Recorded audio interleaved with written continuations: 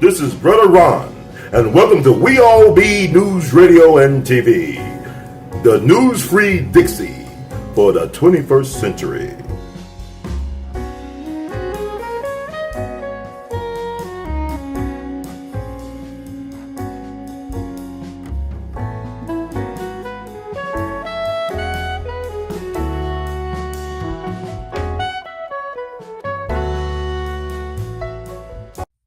It's been too long, 'cause now it's on. It's been too long, 'cause now it's on.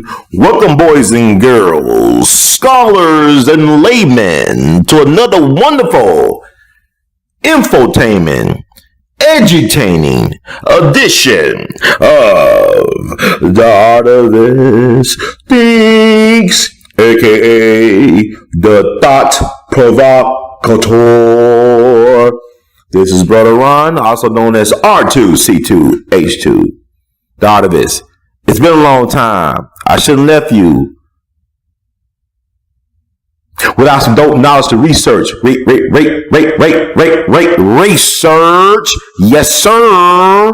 Yes, ma'am. It's Mr. Heard with the word. So what you know is King James. LeBron did what Oprah wouldn't and Dr. Umar couldn't.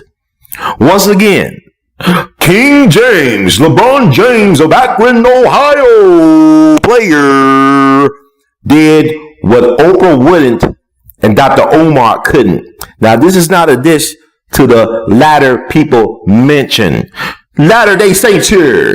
But LeBron James like, Jesus Christ and these Latter-day Saints here. No Eminem. Hi, my name is Brother Ron. So anyway, this is what I mean. As you all know, if you are in the world, if you are in this matrix, if you are a human being on planet Earth, if you got internet connections, if you got social media access, if you got TV, if you got ESPN, Fox Sports South, anything, everybody knows, because CNN told us that LeBron James just opened his I Promise school in good old Ohio. That's right. LeBron did what LeBron does. He is a GOAT by another name. Yes, you could talk about, is he great as MJ? But is MJ as great as LeBron James off the court? LeBron just took it to another level, people. Just opened up a school in his home state for children. Check out the interview he did with Don Lemon. If you got Don Lemon, do you want to make lemonade? But anyway, do you want to make his lemonade? Okay, he got the lemons. But anyway, check out that CNN. I just checked about 5 minutes out of the CNN interview. But LeBron James is a very impressive H-U-E human being. Not only is he a philanthropist, but also he's a humanitarian. Now that's rare. I'm being honest with you. You could be a humanitarian, not have any money, but have a heart to give. You could be a philanthropist and have a heart as cold as ice, man, but have a lot of resources to give for good causes. But to have a person who not only has a heart to give, but the resources to make what he gives real and sustainable, is a beautiful thing. LeBron James is a beautiful, not just beautiful, but B-E-U-Y-O-U, T-O-O-F-U-L-L, to be beautiful brother, to do what he's done, to give back in the way he has given back. Basically, LeBron James, not any politician elected by people. I always tell people that voting is nothing but a beauty and popularity contest for ugly people. Once again, voting is nothing but a popularity contest and beauty contest for ugly people. But getting back, LeBron James holds no elected office, but he has had an impact as a young black man with only a high school degree. He impacted the economy of Ohio, in particular the Cleveland area. Because, they were mad about 8 years ago, whatever, when he left the first time. People was burning his jerseys. Like, it wasn't that long ago. 100 years ago, even up to today, they were hanging black folks from telephone poles for less. For looking in a white person's eye. For refusing to move out the sidewalk, let a little white boy or girl get by. He keeps on passing me by. Da-da-da-da-da. She keeps on passing me by. Yeah, anyway. Strange fruit. But anyway, LeBron really changed the game. He opened up this school with his own money. Promising, full tuition scholarships and all that good stuff. Just check it out for yourself. Take a look. It's all online. But it's very impressive. This young man is like exceptional. He's like, you got this, I'm not gonna say he's like Muhammad Ali, but he's like a throwback almost. Like to the 60s. I mean, he was, like you think about Muhammad Ali, Jim Brown, Bill Russell. Folks have a consciousness and a need to serve the people. Jim Brown, the football great, who got Cleveland connection, of course, the Cleveland Browns, NFL football great, arguably, probably, he's definitely in top 5 greatest football players of all time, easily. But, he started his economic program back in the 60s. He had the Economic Institute where he tried to empower black businesses back in the 60s. Then he has his, amer-i-can program where he helps game mediation and stuff out there out in California. But LeBron James, to me, is in that mind of being a servant like that. To me, he would have fit right back in with the Muhammad Ali's and Jim Browns and Bill Russells, people of their consciousness and the need to stick up and stand up and speak out for the people. I think he would be at home. But what makes him different from them guys is that he's a multimillionaire with deep pockets and a lot of resources, whereas they didn't have this. Back in the day, 50 years ago, if you was even though you was a superstar athlete, you still need to have a off-season job. You know what I'm saying? You was making millions of dollars. You was as a working class stiff, so to speak, but you were famous. So you was making millions of dollars back in those times if you was a superstar athlete. But now, LeBron James is paying it forward. He's paying it forward. Brilliant young man. Kind of made me wish if Obama had the background that King James had. How would America be different from black people right now? If, people talking about Obama came from a single parent. Not really. No, he didn't. He grew up around affluent white people. His stepfather was very affluent. He's an Indonesian. He has a very exotic background. Very, access to a lot of great educational institutions for this system. Whereas LeBron, he's single parent, mom, single. Same drama. When things was wrong with blame mama. Even though we had different daddies, same drama. When things were wrong, we blame mama. But he came from a single parent teenage mother. LeBron James definitely have good genes. I mean, he's a phenomenal athlete, but also he has a phenomenal mind. And he has a heart to give. So you combine all those things together and you got an extraordinary human being. So what if Barack had the mainland black American descended from enslaved African narrative instead of this exotic narrative that he has, being a son of a Kenyan and Hawaiian with parents from Kansas, white folks, and being related to all the presidents, and Brad Pitt too. Take a look, it's all online. But anyway, it might be different for black people right now. You might have got what Dr. King wanted to get 50 years ago, when he was cut down in his prime, right across the street from where I'm recording this right now. Right across the street. So this is a very interesting space I'm occupying, but that's another story. But anyway, and what I said earlier, LeBron did what Oprah wouldn't and Dr. Umar couldn't. Like Oprah, she had a chance to open up a school, but she decided to open up a school not in America where she made her name and fame and fortune, but opening up in South Africa, a school for girls. But the thing about Oprah is from Mississippi, dirt poor Mississippi. Came through Nashville, Tennessee, went to school out there, I think Tennessee State, if I'm not mistaken. Started her career in Baltimore and made it big time, struck gold in Chicago. These are places with a high level of black Americans who are struggling. Like Dr. King said 50 years ago, we integrated into a burning house. And 50 years later, we have still left more African Americans behind than there were 50 years ago, percentage wise. Because 50 years ago, when Dr. King was walking the planet, America was in the middle of a historic economic expansion boom. That means jobs were very plentiful.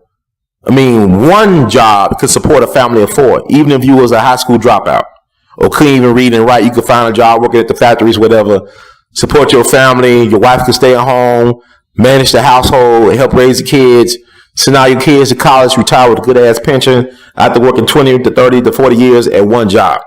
Those days are long gone. So what we got now, we got people that are a part of it is almost like a permanent underclass.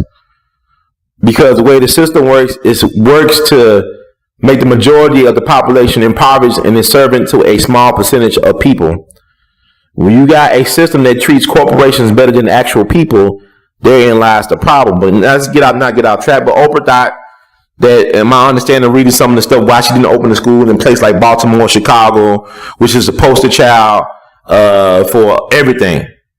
You know, because you always need black people to be the boogeyman for America, even though we're not the real monsters or the real killers. But, you know, you always got to have a Willie Horton somewhere, or, you know, a Joy Steiney, or whatever you want to call Steiney, whatever. You always got to make our victimhood into something other than what it really is. You turning victims into super predators. But anyway, you know, LeBron would have been the type of person from his background that could have been labeled as a so-called super predator. But no, he's super brilliant and super fantastic and is truly beyond category. He's beyond category, in the words of Duke Ellington. But Oprah said, "Now I don't want to open a school here because black Americans are so spoiled." But hey, you say, you got a car, she got a car, he got a car, everybody got a car. You know, you promote the capitalism. You are a queen of capitalism that exploits poor and working class people. But, you know, I digress. But no, she had a little scandal. I think it was a sex scandal over there with the school in South Africa. So she was embarrassed on the international level of what happened at her school, that she found it because she thought that black Americans were too spoiled or weren't good enough or was not on her level, even though she's a product of black America. And it's funny how she thought she was so good with white people, like Kisses from Roots, but she got her nigga wake-up call when she started her own. She got her own, but not for long. She got her own, but not for long.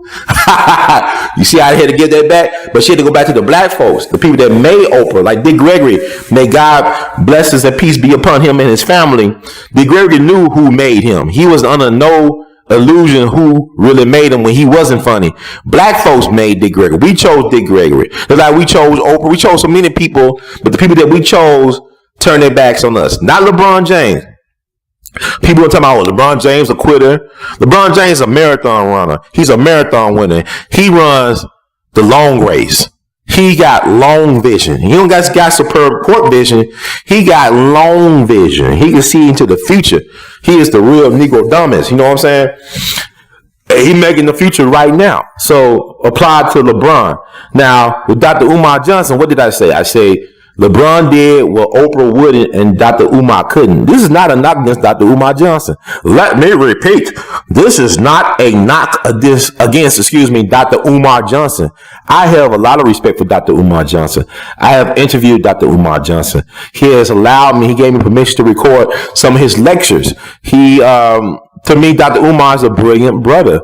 But the thing about it is, America do not like people like that. Like what Jay-Z say?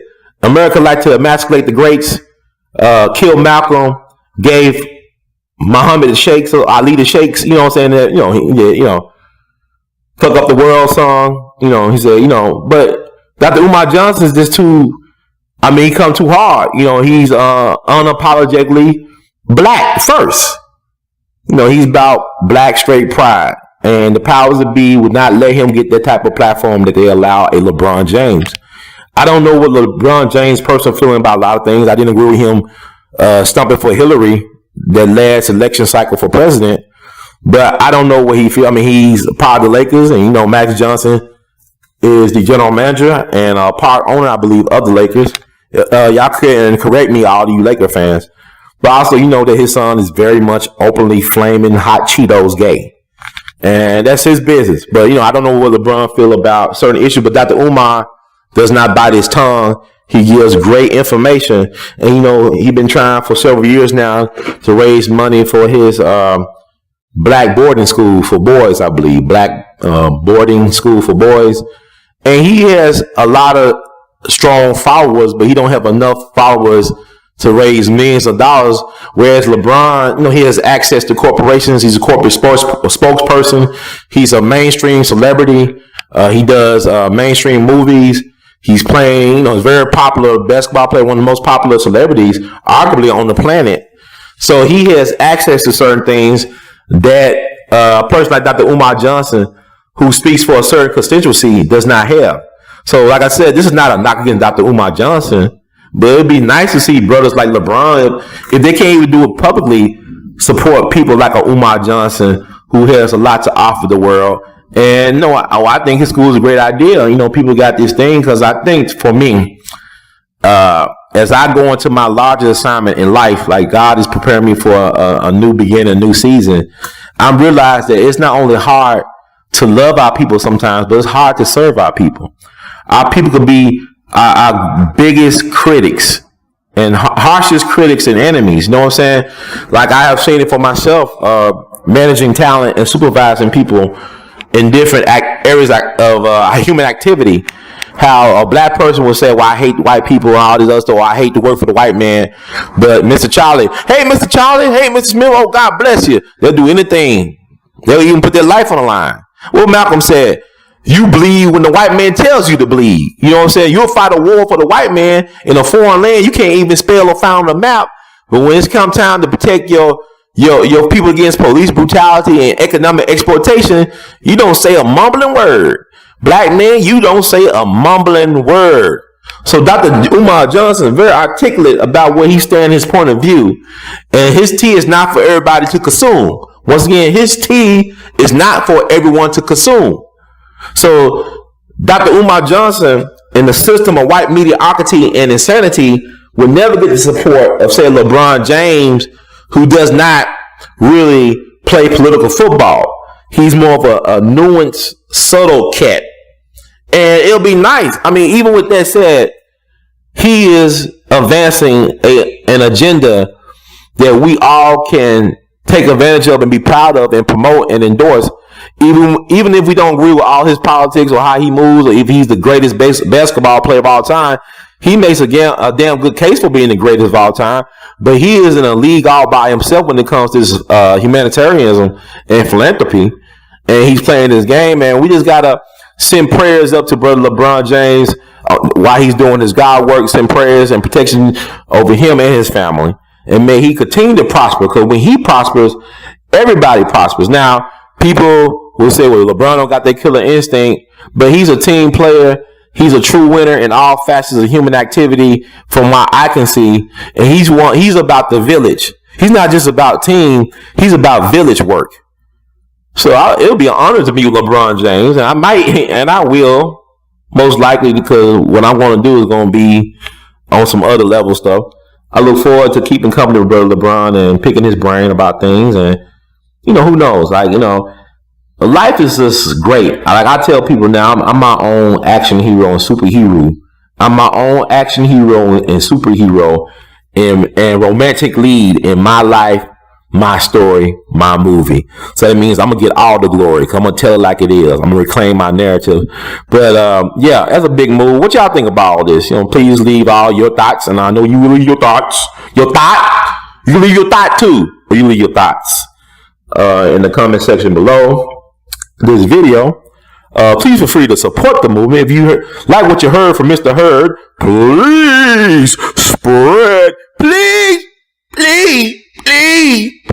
spread the word from Mr. Hurd of what you heard, man.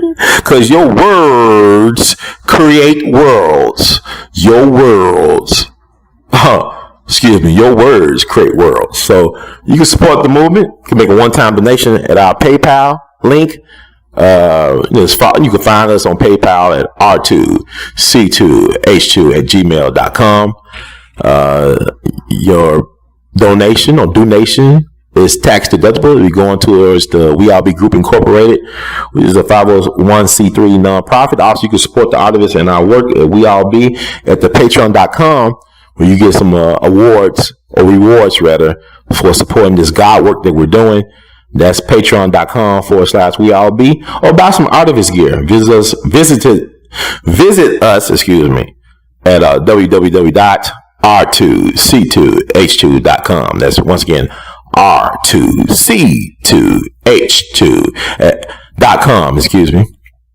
And you also can buy some other merch. I got that merch. Merchandise you buy, artivist art on t-shirts. Look at our shelf below this video. It should be a shelf from Teespring from our R2C2H2 art place page. Check out the shirts, y'all. Wear the movement, be the movement, go tell about the movement. So yeah, those are my thoughts. Just quick thoughts about LeBron James and what he's doing, his God work. So weigh in, family. Thank you so much for listening. In the words of the great Duke Ellington, we love you madly.